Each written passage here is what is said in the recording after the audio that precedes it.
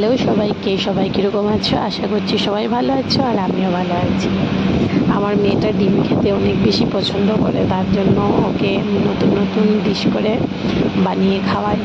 রোজ রোজ তো আর একরকমের ডিম খেতে ভালো লাগে না, তো আজকে অন্যরকম ডিমটা আমি রান্না করেছি। তো চলো সবাইকে দেখাই। ডিমটা সিদ্ধ করে নিয়েছি, তারপর মশলাও রেডি করেছি, বলবো সব কিছু।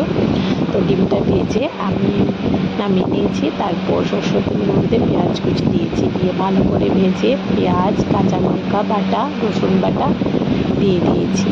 আর এই রেসিপিটাতে লঙ্কা গুঁড়ো আর হলুদ গুঁড়ো ব্যবহারটা না করলেই ভালো, বাট তারপর আমি অল্প একটু হলুদ দিয়েছি, দিয়ে লবণ দিয়ে মশলাটাকে ভালো করে ফার্স্টে আমি কষিয়ে নিয়েছি।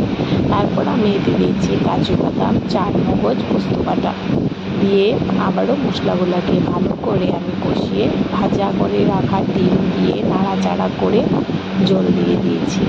জল দিয়ে ভালো করে ফুটে ওঠার পর আমি উপর থেকে দিয়ে দিয়েছি সামান্য মেথি পাতা। মেথি পাতার স্মেলটা ডিমের মধ্যে এত ভালো হয়েছে, কি বলবো, ডিমটা খেতে অনেক টেস্ট হয়েছে। দেখো গ্রেভিটা কি সুন্দর হয়েছে। তো গরম গরম ভাতের সঙ্গে শুধু এই ডিমটা দিয়েই অনেক ভালো লাগে, আর কিছু লাগে না। তো আমার এই রেসিপিটা কীরকম হয়েছে সবাই নিশ্চয়ই কমেন্টস করে বলবে, আর ভালো লাগলে লাইক শেয়ার নিশ্চয়ই করবে। Till then tata.